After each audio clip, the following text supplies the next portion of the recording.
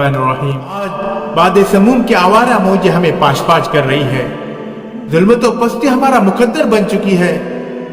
कीड़ों मकोड़ों की तरह हमें जिंदगी गुजारने पर मजबूर किया जा रहा है। ऐ कौम, आज हमें अपने माजी को देखना होगा, अपने अकाबिरीन की तारीख को खंगालना होगा, अपने असलाफ की कुर्बानियों को देखना होगा। तो हमारी तारीख हमें कभी जंगे बदर की तरफ ले जाएगी, तो कभी ग़ज़वे हुनैन की तरफ ले जाएगी, कभी अंदलुस की सैर कराएगी। चला डाली थी तुमने कश्तियां अंदलुस के साहिल पर, मुसलमान फिर तेरी तारीख दोहराने का वक्त आया। चले थे 313 जहां से तुम मुसलमानों, उन्हीं माजी की राहों पे पलट जाने का वक्त आया। तो दोस्तों, तारीख हमें ये बताती है कि तेरे मुकाबले में कभी कैसर व किसरा आया, कभी शाह अफ्रीका आया। तेरे मुकाबले में कभी अमेरिका आया, तो कभी अंदलुस आया। तेरे मुकाबले में कभी ईसाई आए, कभी यहूदी आए। ऐ कौम, तुम्हें इज्जत की जिंदगी गुजारनी है तो मुत्तहिद हो जाओ, क्योंकि तुम्हारे अंदर आका सल्लल्लाहु अलैहि वसल्लम का खून मौजूद है, तुम्हारे अंदर उमर बिन खत्ताब का खून मौजूद है, तुम्हारे अंदर तो खालिद बिन वलीद का खून मौजूद है, तुम्हारे अंदर तो तारिक बिन जियाद का खून मौजूद है, तुम्हारे अंदर तो मोहम्मद बिन कासिम का खून मौजूद है, तुम्हारे अंदर तो सलाहुद्दीन अय्यूबी का खून मौजूद है, तुम्हारे अंदर तो महमूद गजनवी का खून मौजूद है।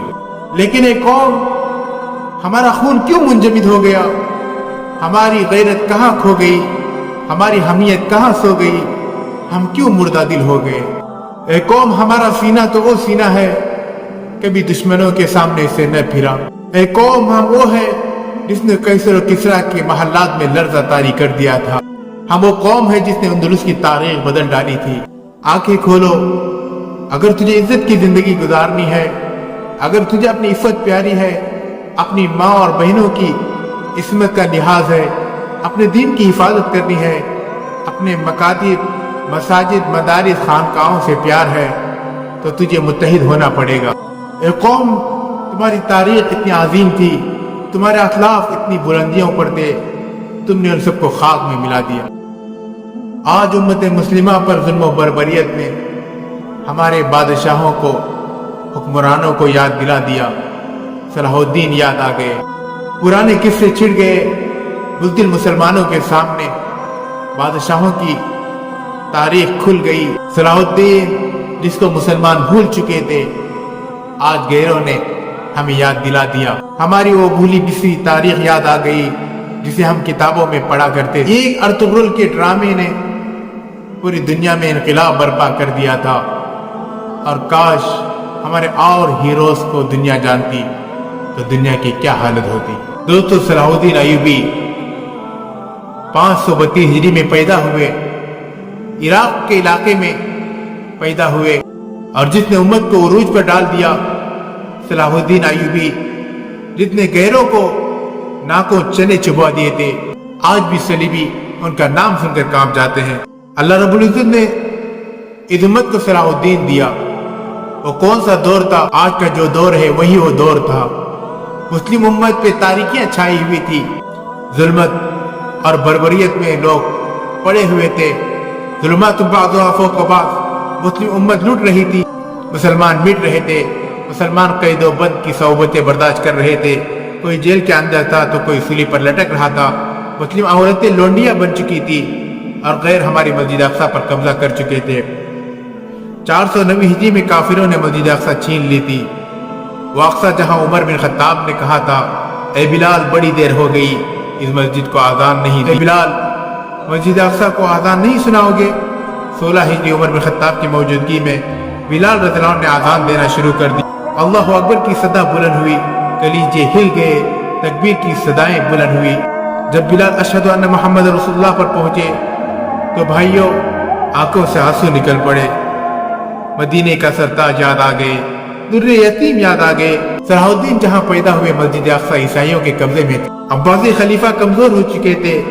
उधर बगदाद में अब्बास थे, वो दुनिया के दिलदादा बने हुए थे।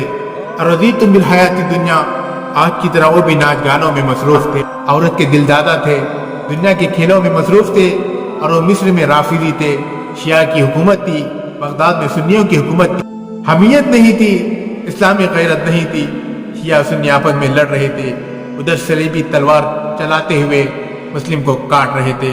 मस्जिद अक्सा पर कब्जा कर रहे थे, बिदात और खुराफात में पड़े थे, एक दूसरे को काफिर काफिर कह रहे थे।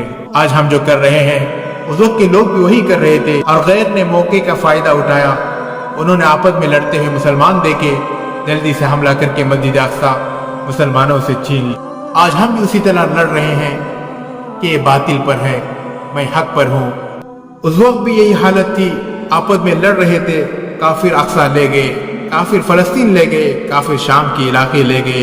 आज भी मुसलमान लड़ रहे हैं, काफिर मुसलमानों के इलाके ले रहे हैं। कुर्सी के गुलाम, ये शोहरत के भूखे, आज भी काफिरों के गुलाम, काफिरों के दो। उस वक्त के हुक्मरान भी सिवाय नूरुद्दीन जंगी के सारे काफिरों के गुलाम।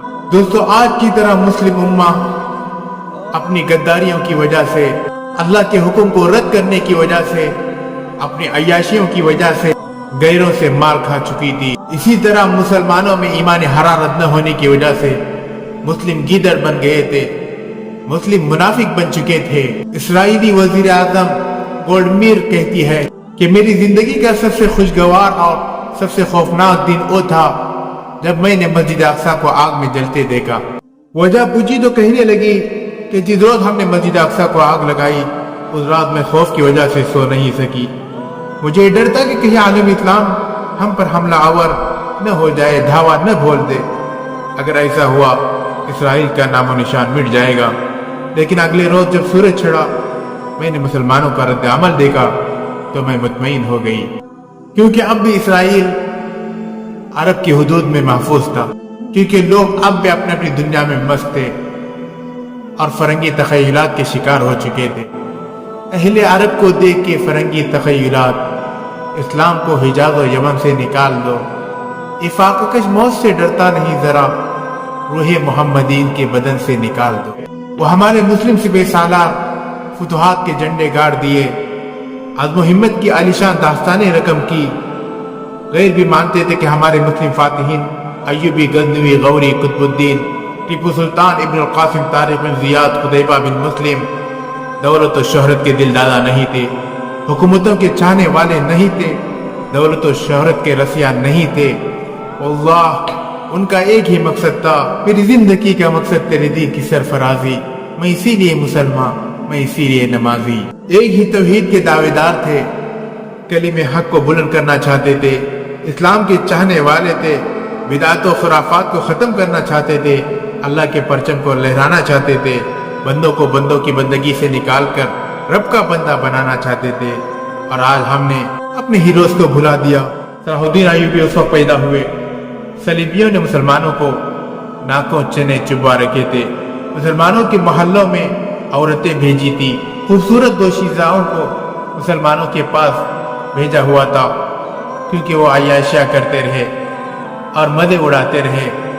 आज भी यही हालत है। सलाहुद्दीन अय्यूबी जब पैदा होते हैं, बाप ने उनको मदरसे में दाखिल किया, सारे उलूम पढ़े, साथ ही उनका बाप उनको तीरंदाजी सिखाता रहा, तैराकी सिखाता रहा। जिस कौम के बच्चे पैदा होते ही टाई लगाए, वीडियो गेम खेले, सीरीज देखे, आवारागर्दी करे, बताओ उनके घर में रस के दिलदादा नहीं होंगे तो क्या होगा? बताओ डांस सीखने वाली कौम, रस करने वाली कौम क्या खाक इस्लाम का दिफा करेंगे? सलाहुद्दीन जब 15 साल की उम्र को पहुंचे, पूरे सिपाही और कमांडर बन चुके थे। कमांडर भी थे, इस्लाम के शेर भी थे, आलिम दीन भी थे। सलाहुद्दीन अय्यूबी के बाप ने प्यारी सी तरबियत की, उन्हें दीन का जज्बा दिया, उसको कहा कुरान पढ़ो, वला तत्तखिज़ुल यहूद वन नसारा, यहूदियों से कभी दोस्ती मत लगाना। बेटा अपने अंदर सलाहियत भी पैदा करो, साहिलियत भी पैदा करो। कमांडर वही होता है जो रात में मुसल्ले पे खड़े होकर रोता है, तहज्जुद पढ़ता है और दिन भर अहले कलीमतुल्लाह के लिए कोशिश करता है। सलाहुद्दीन अय्यूबी रहमतुल्लाह अलैह कमांडर भी थे, अपने बाप के साथ इस्लाम का दिफा किया। देखा कि उस वक्त के हुक्मरान भी काफिरों के एजेंट बने हुए हैं, जिस तरह आज है। सलाहुद्दीन अय्यूबी को जब नूरुद्दीन जंगी ने मिस्र भेजा, तो मिस्र में देखा कि मुसलमानों का हाल क्या है। ईसाइयों ने अपनी लड़कियों के इस्तिकबाल के लिए खड़ा किया, उनके हाथों में फूल की पत्तियां पकड़ा के खड़ा कर दिया गया। सलाहुद्दीन अय्यूबी आए तो फूल की पत्तियां फेंकने लगे और कहा कि मैं फूलों की पत्तियों को मसलने के लिए पैदा नहीं हुआ, मैं तो कांटों पर चलने के लिए پیدا ہوا. دوستو صلاح الدین ایوبی رحمۃ اللہ علیہ کبھی نہیں ہنسے تھے. وجہ دریافت کرنے پر بتایا کہ وہ مسجد اقصی جہاں سے نبی کریم صلی اللہ علیہ وسلم معراج پہ تشریف لے گئے، جس کو عمر بن خطاب رضی اللہ عنہ نے فتح کیا، وہ غیروں کے قبضے میں. آج صلاح الدین ایوبی وہ شخصیت ہے دوستو کہ انہوں نے کہا تھا کہ میں مسکرا نہیں سکتا جبکہ القدس کی مائیں تکلیف میں ہو. آج ہم اپنی زندگی میں مزے اڑا رہے ہیں. ہمارے لیے بہت سے افق تھے، آج ہم اپنے ہی افق پہ پرواز کرنے سے قاصر ہیں. ہم سے وہ سفینے تعجب خیز سوال کرتے ہیں کہ تم ہی ان کے وارث کناروں پر پہنچ کر عشق مقصد کی دھن میں اپنے سفینے ڈبو دیتے تھے. گواہ دی ہم نے جو اسلاف سے میراث پائی تھی، گواہ دی ہم نے جو اسلاف سے میراث پائی تھی، سوریا نے زمین پر آسمان سے ہم کو دے مارا. آج اسی طرح اسرائیل فلسطین پہ ناجائز قبضے کو اپنی ملکیت میں بدلنے کے خواب دیکھ رہا ہے. یہی یہودی جن کو کل ہٹلر نے 10% کو زندہ چھوڑ دیا تھا، یہ دکھانے کے لیے کہ یہ کس طرح کی قوم ہے، تم خود ہی دیکھ لو. 10% فلسطین سے پناہ طلب کرنے کے لیے منت سماجت کر رہے تھے. انہوں نے فلسطینی بھائیوں کے پاس آ کر کہا تھا، اے فلسطین، جرمن نے ہمارے گھر اور ہمارے قانون تباہ کر دیے، تم ہماری امیدوں کو مت توڑنا. 1918 سے لے کر 1947 کے دوران یہودیوں کے لیے فلسطینیوں نے ہجرت کے دروازے کھول دیے. اس طرح انصار مدینہ نے جو کوئی مہاجرین کے لیے کیا تھا، فلسطینیوں نے اسرائیلیوں کے لیے وہ سب کیا. وہ معصوم فلسطینیوں نے بے سوچے سمجھے آنے والے مہمانوں کا خیر مقدم کیا، ان کو کاروبار سے لگایا، انہیں زمینیں عطا کی، یہاں تک کہ اپنے گھروں میں بلکہ دلوں میں جگہ دی. یہ ان کی حالت تھی جس پر احسان کر کے ان کو فلسطین نے پناہ دیا تھا. حضرت علی رضی اللہ عنہ کا فرمان ہے کہ جس پر احسان کرو ان کے شر سے بچو. فلسطین انبیاء کی سرزمین ہے جہاں ہماری مائیں، بہنیں، بچے اور بزرگ 57 سال سے اپنی جانوں کے نذرانے پیش کر رہے ہیں اور ہمارے حصے کی جگہ اکیلے ہی لڑ رہے ہیں. وہاں مائیں کی صلاح الدین ایوبی کی منتظر ہے. یہ ٹوٹے گھر، یہ بکھرے ہوئے خواب، ویران گلیاں، یہ جلتا فلسطین ہمیں پکار پکار کر کہہ رہا ہے، جاگ امت مسلم.